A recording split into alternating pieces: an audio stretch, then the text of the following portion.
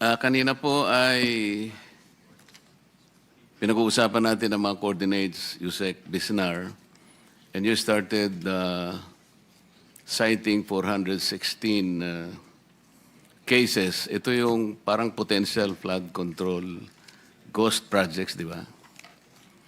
Yes, Your Honor. And then, following the MIPS start and ends, you establish that talagang merong discrepancies sa coordinates. Tama. Actually, lahat.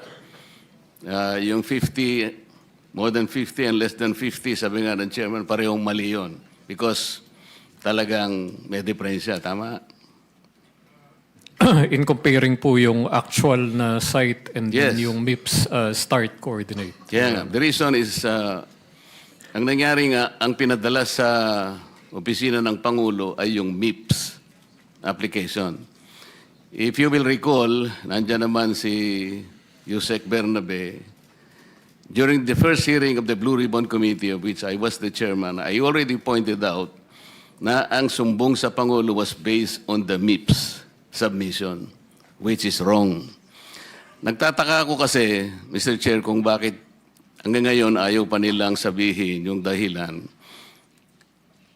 Nung pinag-submit kayo ng Pangulo, whatever reference data you might have, pwede naman yung ibigay yung PCMA. The PCMA is more accurate than the MIPS. Yusek Bernardo, will I be correct in assuming that?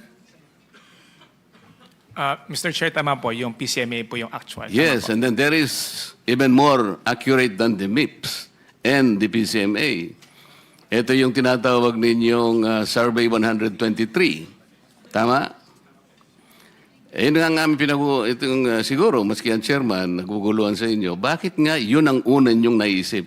Of course, nagpaliwanag si former secretary, tama naman yun, at sa pagmamadali, dahil nga kailangan na ng Pangulo, ang naisip ay yun muna.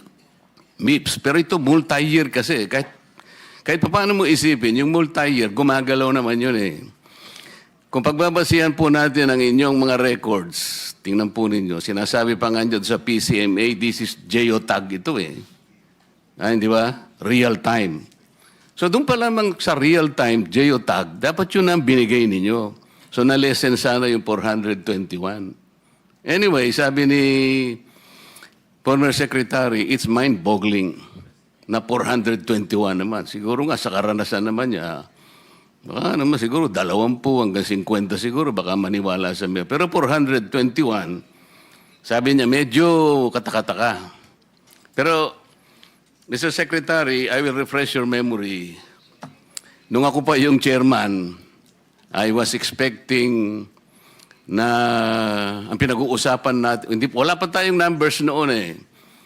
But noong mag-deliver ng first privilege speech ang ating chairman, kinuwenta namin lahat. Sabi ko, pagka ganito, hindi ko kulangin sa 50 ang potential numbers ng ghost projects. And at that time, you even agreed with me na maaaring ang ganon. Pagkatapos, yung second meeting, naalala ko, Mr. Chair, dalawa lang yung sinabit mo, Yusek, Secretary, na ghost projects ng flood control. Ito nga yung dalawang projects ng SIMS at saka yung Wawaw na nando sa may Capiz, Taliptip River sa Perez, Bulacan. At yung isa naman ay yung reinforced concrete river wall sa Baliwag, Bulacan. So I was a little bit annoyed. Alam mo naman yun, tinext kita. Sabi ko, this is not our agreement. I was hoping that you will submit to us at least or not less than 50 ghost projects. And then you will remember that because of that text, you texted me back. Tiningnan ko uli yun. The date is August 30, 2025.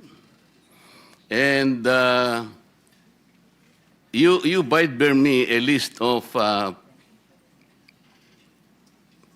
temporary, ang subject ng text mo, Secretary, Summary of Flood Control Inspection by Implementing Offices. This is August 30, 2025. the total projects na covered by that summary, 2,113.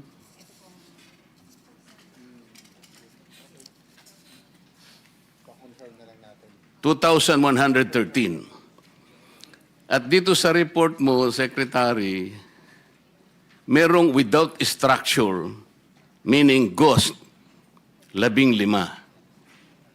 So if out of 2,113 investigated projects, meron kayong nakitang 15 without structure, meaning ghost, 30,000 mahigit lahat ang projects ng flood control, then we can compute by ratio and proportion 2,113 over 15 multiplied by 30,000 by X. Ano mo na ito? So lilitaw dito, Secretary, the potential ghost projects out of the universe of 30,000 projects, pwedeng maging 213 ang ghosts. Hindi 421. Yung 200, dito sa kwenta natin, it's possible. Is my logic valid? Yusek Bisner? Yes, Your Honor. Akala ko kukontra ka eh. Yun nga eh. Bakit hanggang ngayon sinusundan nyo yung MIPS? Hindi kayo kagad kumurba kagad eh. Nakita nyo, merong PCMA, merong Survey 123, but pinilit pa ninyong gaygayin lahat using the MIPS. Alam na ninyo, from the beginning, I told you it was wrong already.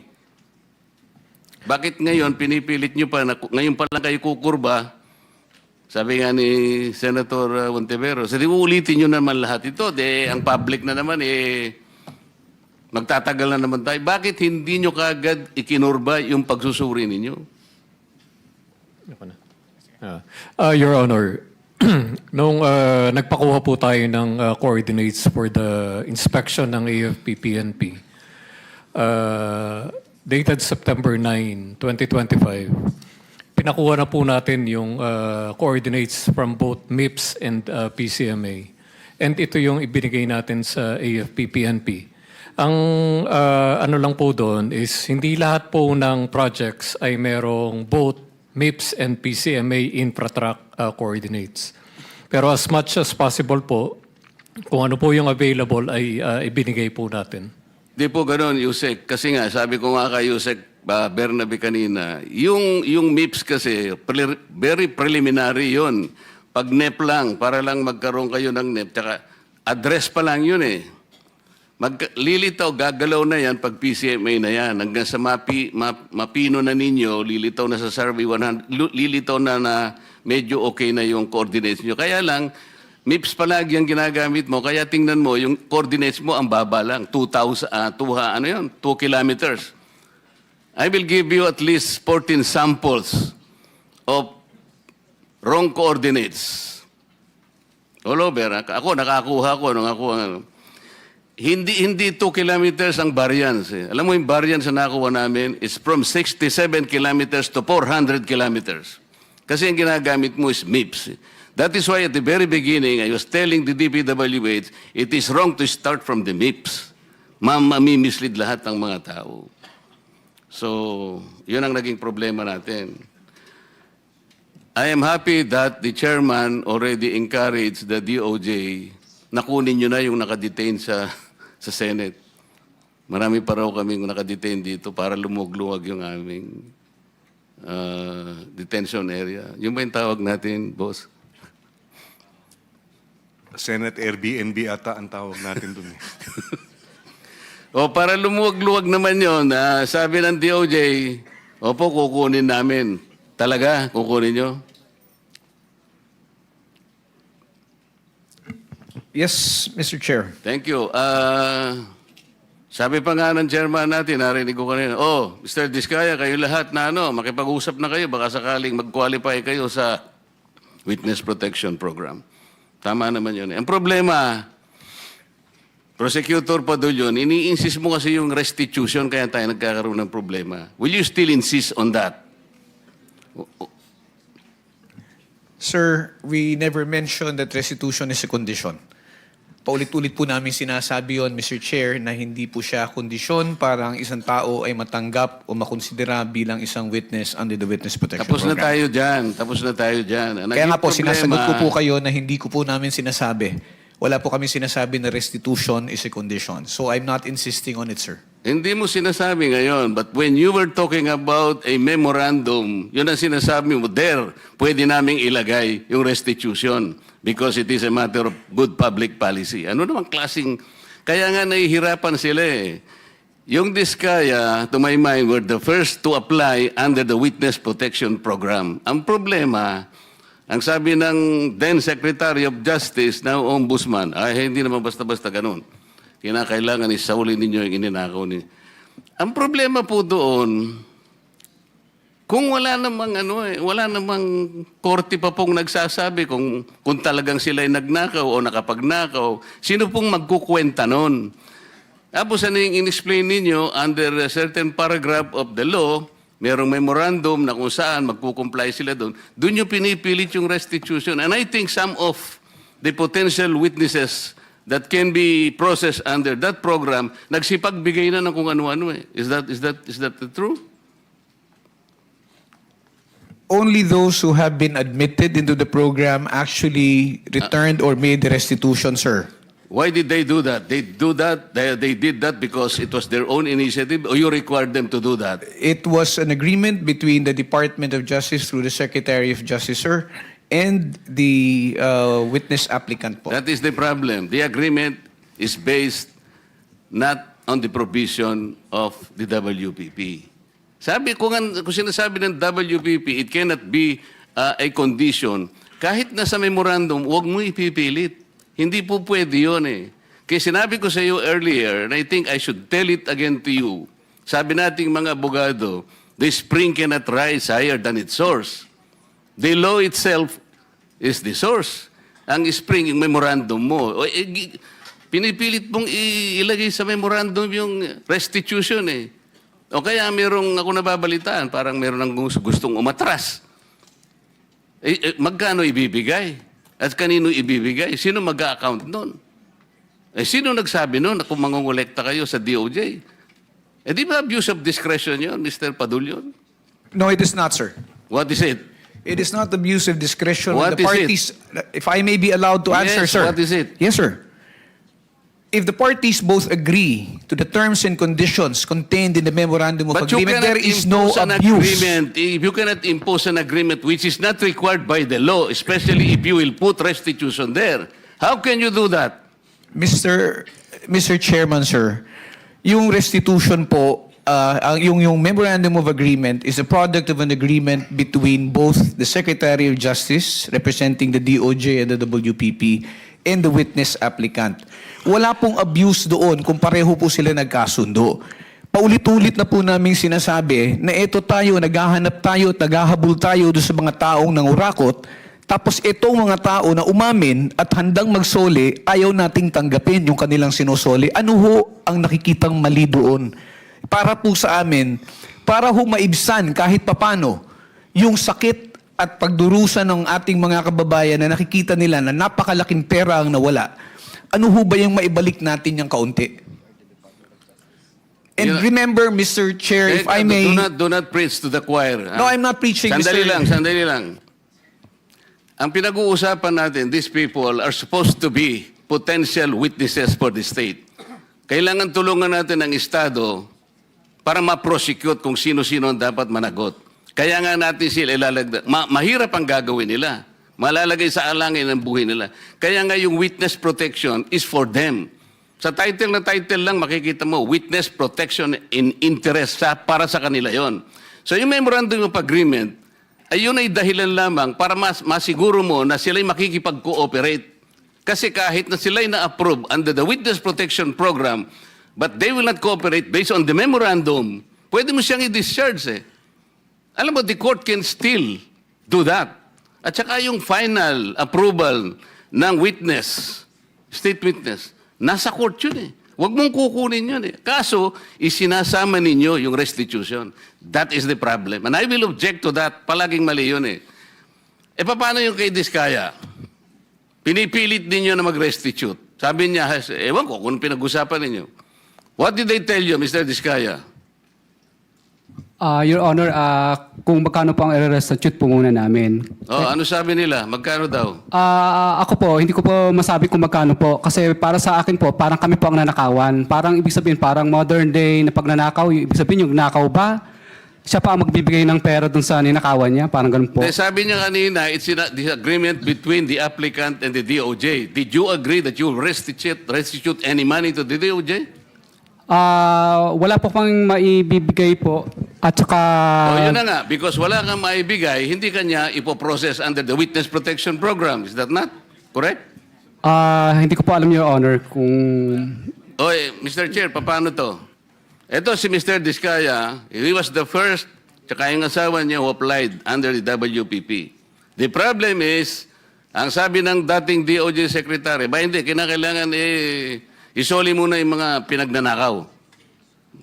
Hindi po pwedeng ganun-ganun lang. Paano ngayon siya mapuprocess if that was dangled? Paano siya mapuprocess to begin with? May I be allowed to respond now, Mr. Chair?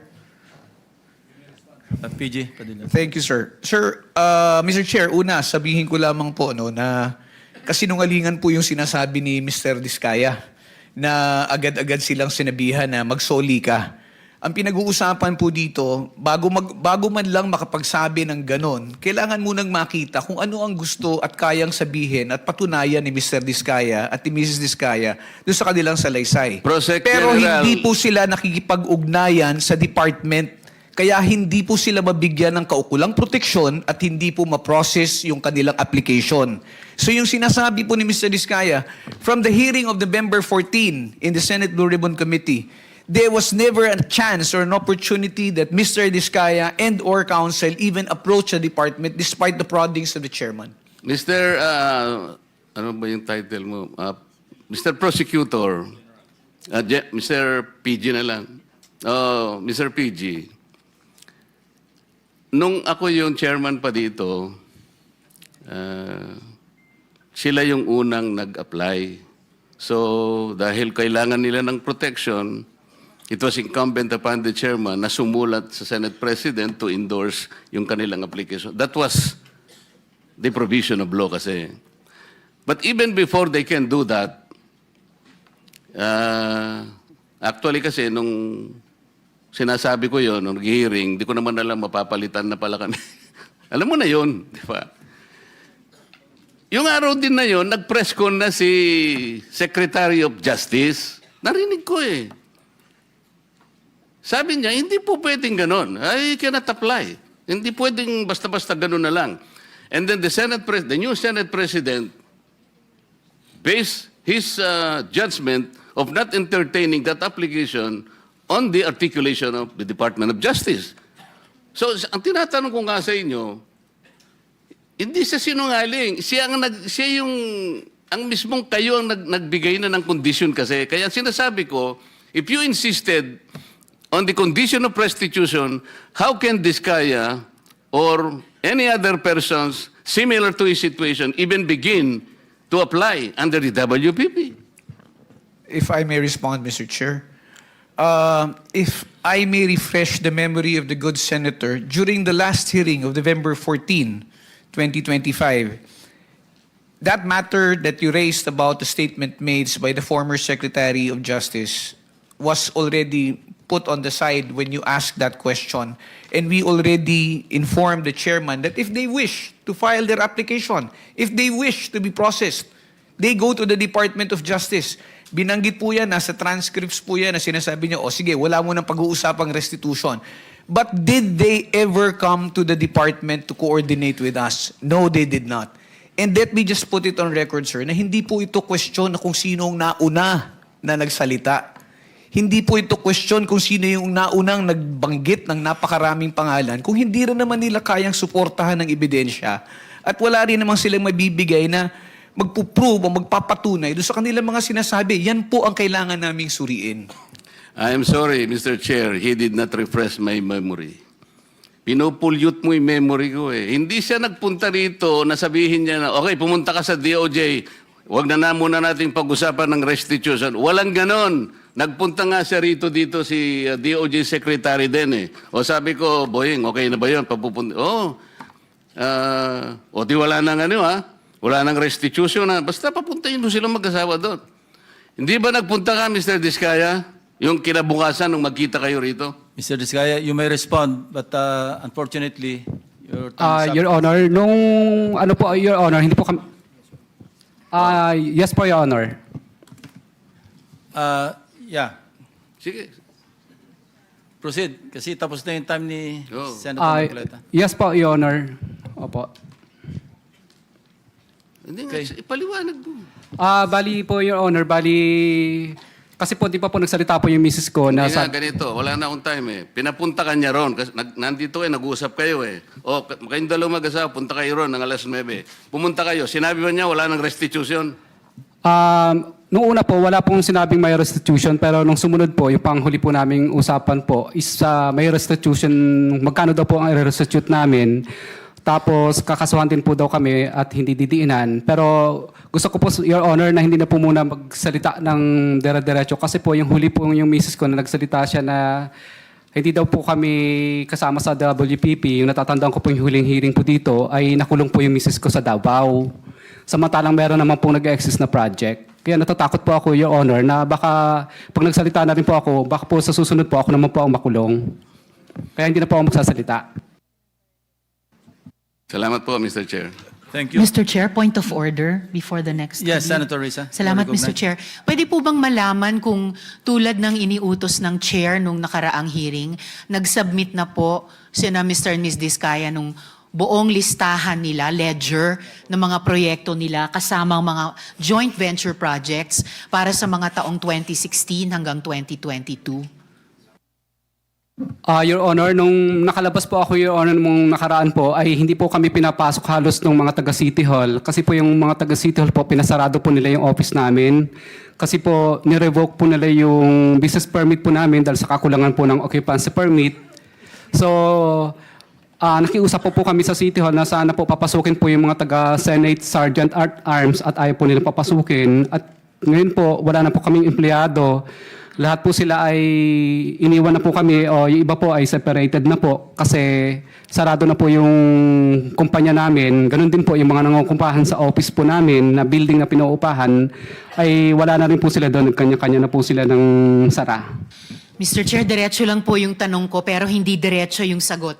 Parang kanina, lahat po tayo physically naghitla dun sa sinabi ni Mr. Diskaya na parang sila pa yung nanakawan. I would like to request the good chair to please reiterate yung utos ng komite kina Mr. Diskaya. I-submit yung ledger na sinabi ni Ms. Diskaya noon, meron sila ng mga proyekto pati joint venture projects mula 2016 hanggang 2022. Huwag po nilang sisisihin ang City Hall. Hindi po yan kasalanan ng City Hall dahil subject yan ng utos ng Blue Ribbon Committee. Mr. Chair. Sabi rin po ng ating secretariat sa komite, nag-follow up po sila kina Mr. Diskaya last week. Pero hanggang ngayon po, 3:44 na po ng hapon. Almost 3 hours mula nung nagsimula tayo, hindi pa rin sila sumusunod sa utos ng Blue Ribbon, Mr. Chair. Your Honor, makikiusap po sana ako na baka para mas kumpleto po yung project list po na makuha ninyo, baka po pwedeng isabpina na lang po ang DPWS kasi may copy naman po sila kasi wala na po kami talagang mga empleyado na mag-aasikaso. Ako po nakakulong sa Senate po, yung misis ko naman nakakulong sa Davao. So wala po kami mautusan, Your Honor. Mr. Chair, I will submit to the wisdom of the chair kung ano po yung pinakamabisang paraan. Ang hinahanap ko lang pong outcome ay mabigay ng mga ni na Mr. at Ms. Diskaya yung ledger nila na sinabi ni Ms. Diskaya mayroon sila nung mga joint venture and other projects nila mula 2016 hanggang 2022. Ewan ko ba, Mr. Chair, binabato pa nila sa DPWH yung responsibilidad sumunod sa utos ng Blue Ribbon, Mr. Chair. Thank you, Senator Risa. We'll try to resolve that issue.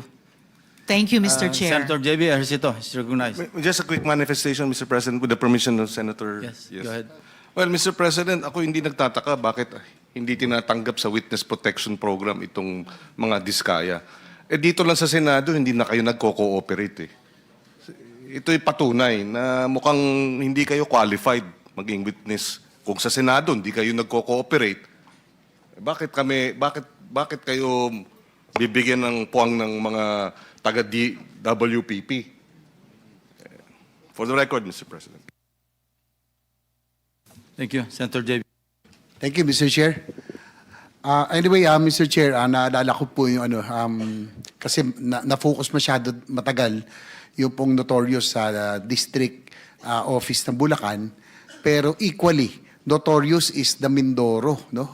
Kaya I would like to thank the chair na sa request ko noon pa na sana si naging regional director Gerald Pacanan ay patawag at nandito na siya ngayon, no? At I would like to take advantage of his presence dahil matindi rin yung nangyari sa Mindoro.